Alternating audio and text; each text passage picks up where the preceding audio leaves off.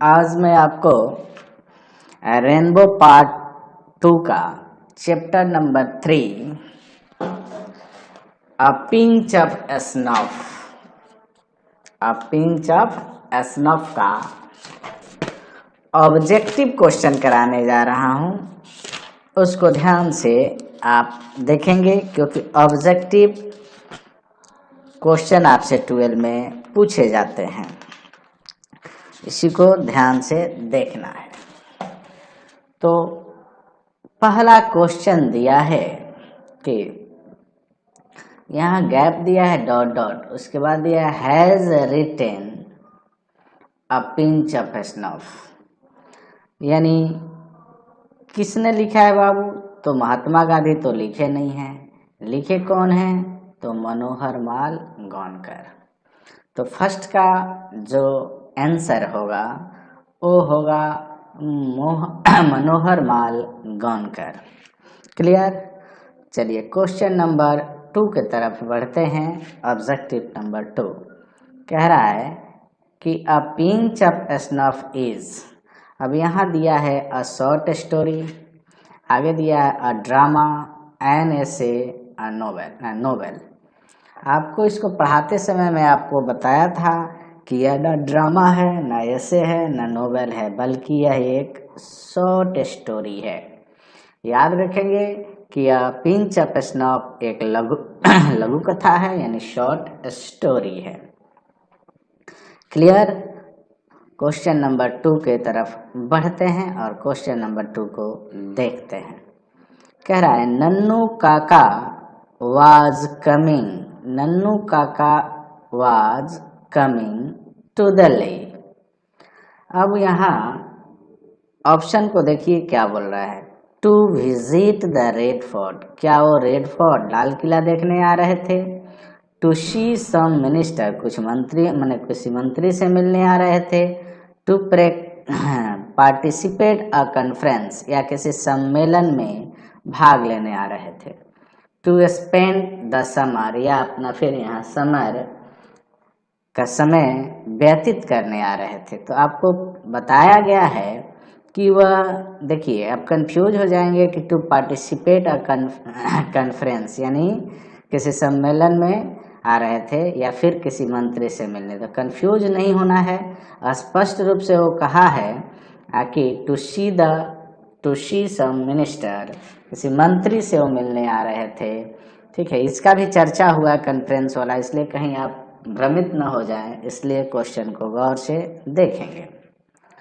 Question number 4 के तरफ बढ़ते हैं, क्या कहता है। क्वेश्चन नंबर 4 कह रहा है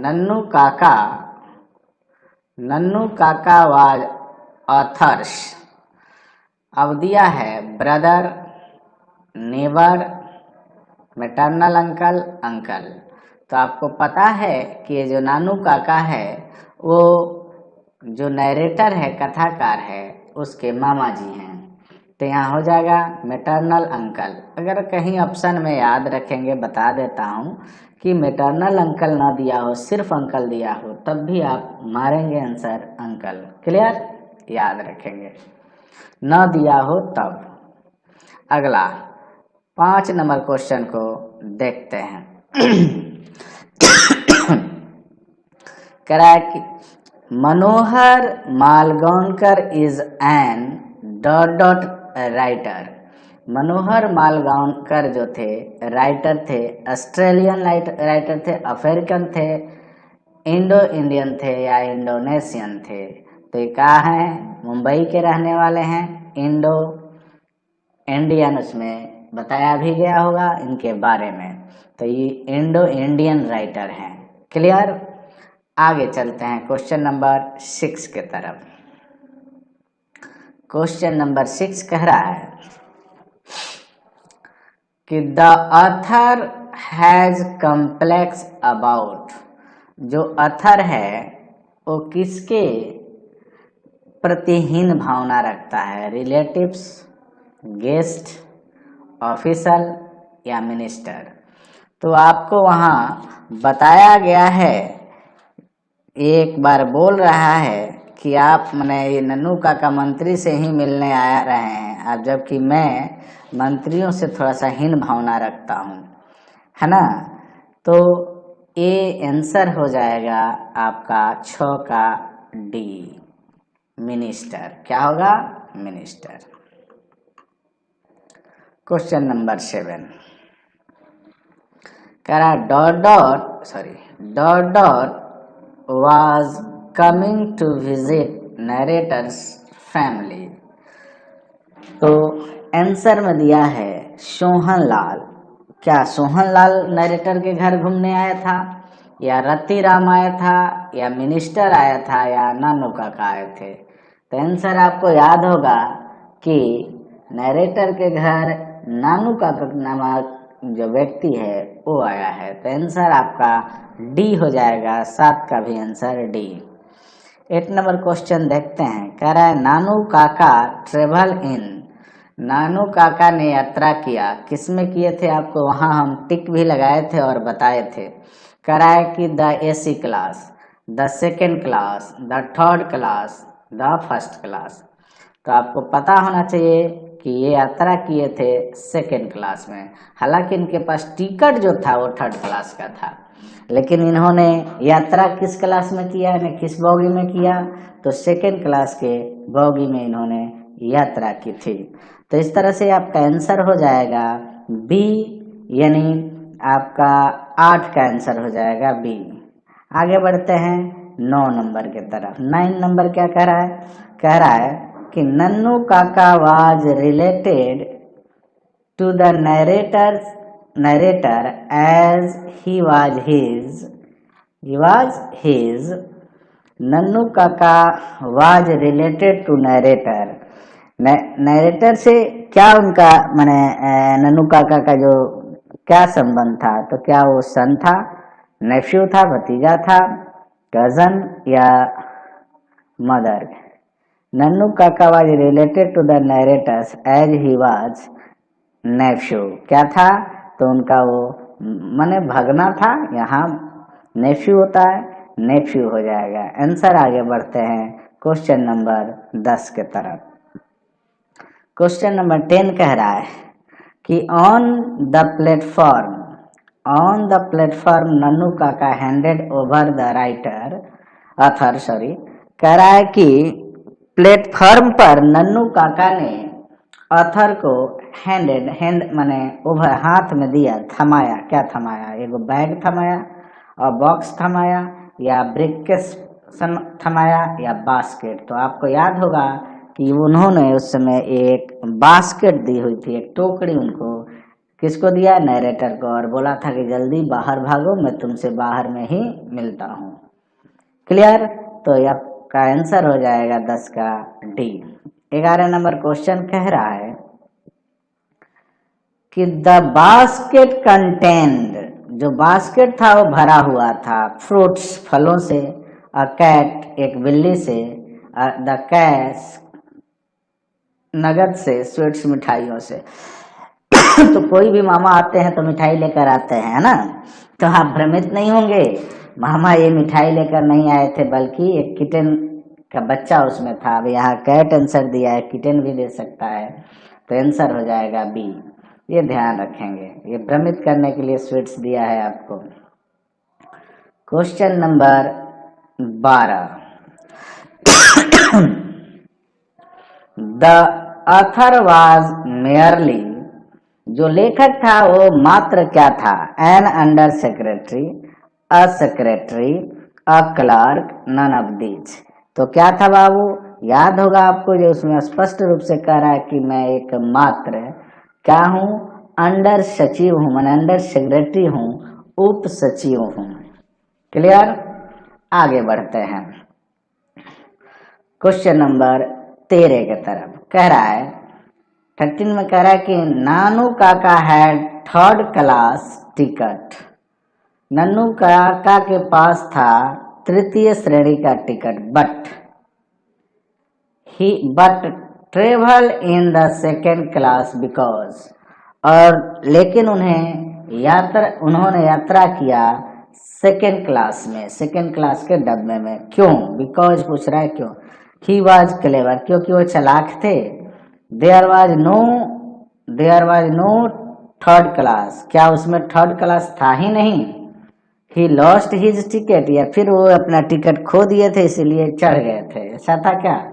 या there was no room in the third class, yes there was no room in the third class, क्योंकि तृतीय श्रेणी में जगह ही नहीं था, सीट ही खाली नहीं थी, इसलिए किसमें यात्रा किए। भले टिकट इनके पास थर्ड क्लास का था, लेकिन यात्रा इन्होंने की थी सेकेंड क्लास में। याद करेंगे। क्वेश्चन नंबर 14 को देखते हैं। क्वेश्चन नंबर 14 कह रहा है नानू काका वाज इंस्टॉल्ड इन, नन्नू काका को इंस्टॉल्ड किया गया था, माने स्थापित कर दिया गया था। कहाँ किया गया था याद है? तो आपको याद होगा कि नन्नू काका को माँ ने क्या की थी, नरेटर की माँ ने नरेटर के रूम में ही क्या किए थे, वहाँ पर उसके ही बेडरूम में क्या लगा दिए थे, लगाती थी तो उसका बेड लगा दी थी। The guest room, the drawing room, authors bedroom. कहाँ बाबू? आंसर करेक्ट होगा कि लेखक के ही बेडरूम में, इसलिए तो बेचारा बरंदा में भाग कर चला गया था।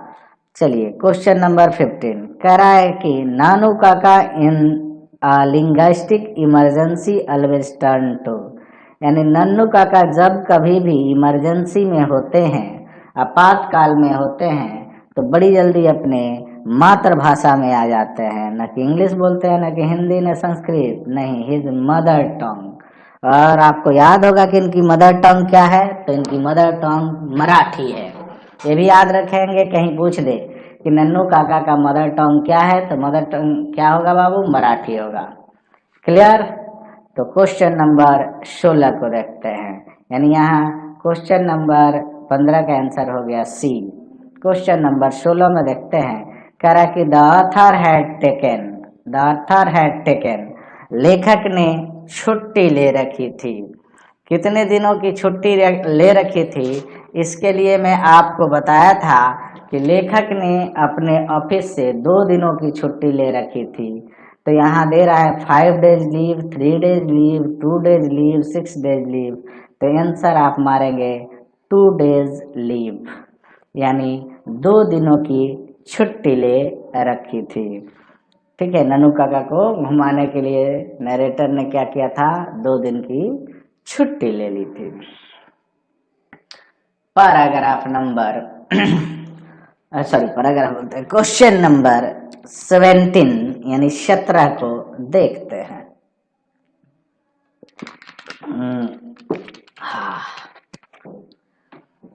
कह रहा है कि Nannu Kaka thought that the secretary treated them coldly because they, Nannu Kaka ने यह सोचा कि जो सचिव था वह इन लोगों के साथ कुछ एकदम कोड माने अच्छा व्यवहार नहीं किया। इसका कारण ये था कि an old car, a bigger car, a small car, a new car का रीजन यही था कि इनके पास जो था वह एक ओल्ड कार थी, और ओल्ड कार के चलते ही जो वहाँ का सचिव था इनको भाव नहीं दिया था। तो क्वेश्चन यहाँ वही है, रीजन क्या था? तो इनके पास ओल्ड कार था। क्वेश्चन नंबर 18 कह रहा है Nanu Kaka took his cheque book and wrote a cheque for, Nannu Kaka ने अपना चेक बुक निकाला और उस पर लिखा। मैं पढ़ाते समय आपको अंडरलाइन भी वहाँ कराया था कि अंडरलाइन कर लीजिएगा कि इस पर क्या लिखे थे? 1000 लिखे थे, याद है? 1000 रुपीज। ठीक है, तो नन्नू काका ने क्या किया था? उस पर 1000 रुपये लिख दिया था। किस पर? जो उनका अपना चेक था, जिसका दिखावा करना था, कहाँ? शिखा ऑटो डीलर में। क्लियर? तो ये था क्वेश्चन नंबर 18। अब 19 से लेकर और 40 तक का थोड़ा ध्यान देना होगा, क्योंकि ये लाइन है और बहुत सारा लाइन है और ये पूछेगा, दो चीज पूछ सकता है इसमें। कह सकता है कि टेकन फ्रॉम, तो टेकन फ्रॉम होगा तो आपको 4 ऑप्शन दिए होंगे, जिसमें एक ऑलरेडी ऑप्शन दिया होगा पिंच ऑफ एस्नॉफ, ठीक है। और ये पूछ दे कि हैज बीन रिटन बाई, या द वर्ड्स माने क्योंकि ये वर्ड्स है तो कहेंगे मनोहर माल गौनकर, ऐसे। लेकिन पूछेगा टेकन फ्रॉम, ज्यादातर संभावना क्या रहती है पूछने का, टेकन फ्रॉम। तो याद रखेंगे लाइन 90, जैसे कह रहा है कि नो डियर मदर सैड, माँ ने कहा नहीं प्यारे, he must be already on the train taken from. तो आपको लाइन ये याद होना चाहिए, और ये लाइन कहाँ से है, तो अ पिंच ऑफ एस्नॉफ से है, अ पिंच ऑफ एस्नॉफ से है। अब 4 ऑप्शन हमने नहीं बनाया है, इसमें सब में 4 ऑप्शन बना के रखेगा, आप याद कर लेंगे। आप चाहिए तो ऑप्शन बना सकते हैं, ए में बना दीजिए Bharat is my home, B में बना दीजिए अ पिंच ऑफ स्नॉफ, सी में बना दीजिए how free is the press, और डी में बना दीजिए कुछ भी एगो लिख देते हैं, या इसको भारत इज माई होम कर देते हैं, या आई हैव अ ड्रीम कर देते हैं। लेकिन आंसर आपका होगा बी, यानी आंसर क्या हो जाएगा, आंसर हो जाएगा I have a pinch of snuff. इसी तरह दूसरा क्वेश्चन देगा कि मदर अनाउंसमेंट शुक मी, माँ की घोषणा ने मुझे हिला डाला। ये लाइन कहाँ से लिया गया है, तो लिया गया है अ पिंच ऑफ स्नॉफ से, याद रखेंगे। 21 नंबर क्वेश्चन दे रहा है mother has always been very loyal, mother has always been very loyal to her side, has been taken from, माँ हमेशा अपने घर के प्रति क्या होती है, तो माने माँ हमेशा अपने घर के प्रति दयावान होती है, निष्ठावान होती है। तो ये जो लिया गया है लाइन, वो लिया गया है अ पिंच ऑफ स्नॉफ से। अगला पूछ रहा है कि I was waiting on the platform, I was waiting on the platform when the train came in, has been taken from, यानी मैं प्रतीक्षा कर रहा था प्लेटफॉर्म पर जब ट्रेन आई। ये लाइन कहाँ से लिया गया है, तो ये लाइन लिया गया है अ पिंच ऑफ स्नॉफ से। As question number 23, as I went up, जैसे ही मैं बढ़ा, ही हैंडेड मी अ बास्केट, उसने मुझे एक टोकरी थमा दी, हैज बीन टेकन फ्रॉम, और ये लाइन कहाँ से लिया गया है, तो पिंच ऑफ स्नॉफ से। ABCD दिया रहेगा 4 ऑप्शन, आपको सिर्फ उसमें ढूंढ लेना है कि अ पिंच ऑफ स्नॉफ किधर दिया है। 24 कह रहा है कि I ducked and ran and might mingled with the crowd taken from, मैं चौका भागा और जाकर एक क्राउड से मिल गया। ये लाइन कहाँ से लिया गया है, तो पिंच ऑफ स्नॉफ से लिया गया है। क्लियर हुआ। 25 number question, very quite I said perhaps it dead, I thought hopefully, यह लाइन कहाँ से लिया गया है, तो ये भी लाइन ली गई है आपको पिंच ऑफ स्नॉफ। अरे इसमें तो सब पिंच ऑफ स्नॉफ से लिया होंगे क्योंकि यही चैप्टर पढ़ा रहे हैं, लेकिन जब ये एक साथ आएंगे तो आपको हैरान कर देंगे, परेशान कर देंगे, इसलिए सारे लाइन को 1-2 बार देख लेना है। It was a time for frankness, ये लाइन कहाँ से गई है कि यह बात एकदम सफगोई का समय है, तो ये भी बात, ये भी जो लाइन है वह पिंच ऑफ स्नॉफ से ही लिया गया है। एट मदर्स इंसिस्टेंस, माँ के आग्रह पर, I had taken 2 days leave from the office, office से मैंने 2 दिनों की छुट्टी ली, यह कहाँ से लिया गया है, तो पिंच ऑफ स्नॉफ। आगे है 2 hours I spent being transferred from one चपरासी टू अनदर टेकन फ्रॉम, यानी 2 घंटों से मुझे भेजा जाता रहा एक चपरासी से दूसरे चपरासी तक, कहाँ से लिया गया है, तो पिंच ऑफ स्नॉफ से लिया गया है। A garnish yellow spot car flashed past us, एक पीला कलर की स्पॉट कार हमारे सामने से निकली, यानी हमें ओवरटेक किया। ये लाइन कहाँ से लिया गया है? तो पिंच अप स्नॉप से।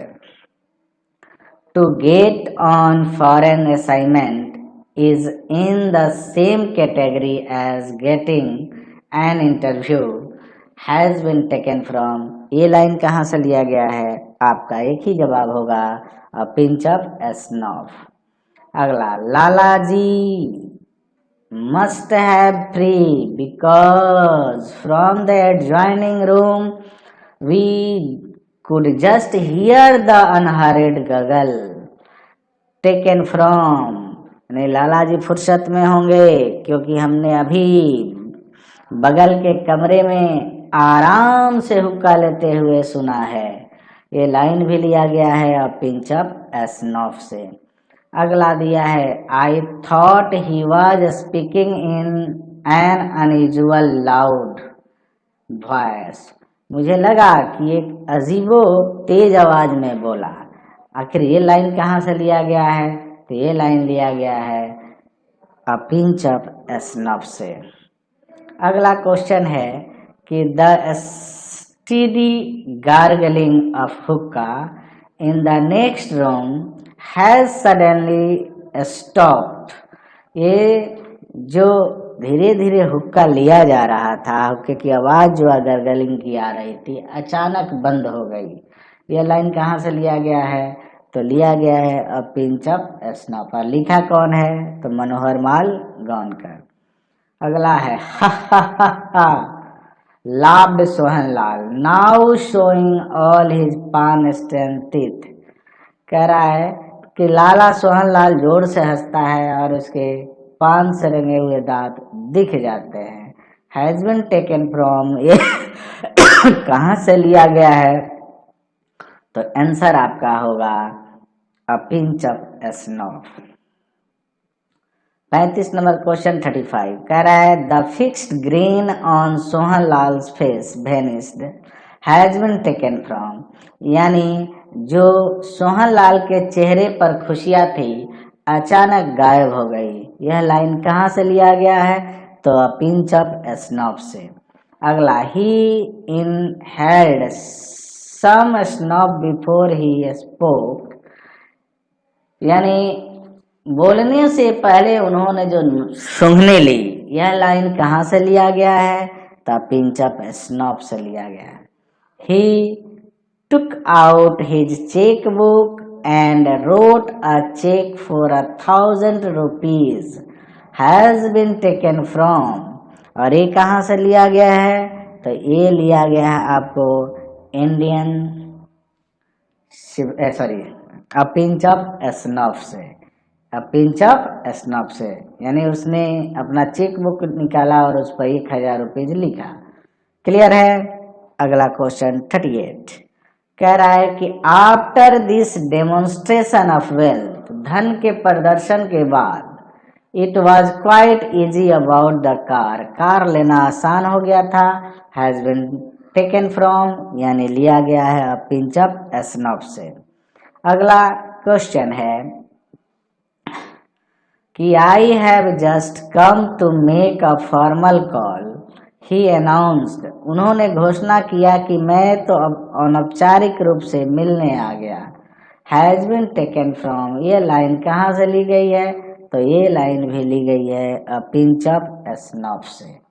अगला क्वेश्चन है कि टेक मी द महाराजा सुतकताज पैलेस, मुझे ले चलो महाराजा सुतकता के पैलेस पर, राजमहल पर। आई हैव टू रिटर्न, मुझे वापस करना होगा। ऑल दो होरोस्कोप, वो सारी कुंडलियों को वापस करना होगा। इंटरेस्टेड, क्या है? इंटरेस्टेड टू मी, जो उन्होंने मुझ पर विश्वास करके दिया था। टेकन फ्रॉम, ये सारे का आंसर होगा a pinch of snuff. A pinch of snuff ये दिया है वन वर्ड सब्स्टिट्यूशन से भी याद रखेंगे क्योंकि ये भी आपसे पूछा जाता है, तो मैं यही इसको बता देता हूँ। फिर आगे क्वेश्चन देखेंगे और एक्सप्लेनेशन देखेंगे। कह रहा है कि इवैक्यूपोपर्टी। इवैक्यूपोपर्टी का मतलब क्या होता है? तो आंसर होगा पोवर्टी ऑफ समवन, ऐसे व्यक्ति की poverty who has moved away from his home because of the dangerous situation, यानी खतरनाक परिस्थिति के चलते जो व्यक्ति अपना घर छोड़कर भाग गया हो उस संपत्ति को कहा जाता है इवैक्यूपोपर्टी। याद रखेंगे क्योंकि आजकल ये भी आपसे 12 में पूछा जा रहा है, वन वर्ड सब्स्टिट्यूट भी पूछा जा रहा है और इस साल पूछा भी है। अगला है आउटलैंडिश। आउटलैंडिश का मतलब होता है एक्सटर्नली स्ट्रेंज एंड यूजुअल, माने एकदम विचित्र ढंग का हो, एकदम सबसे बेहतर हो, विचित्र ढंग का हो, उसे आउटलैंडिश कहा जाता है। अगला है बैंडिशिंग। बैंडिशिंग का मतलब होता है waving so that other can see it, माने इस तरह से लहराना कि दूसरे लोग उसको देख सके। तो ये था आपका चैप्टर अ पिंच ऑफ स्नॉफ का ऑब्जेक्टिव टाइप क्वेश्चन।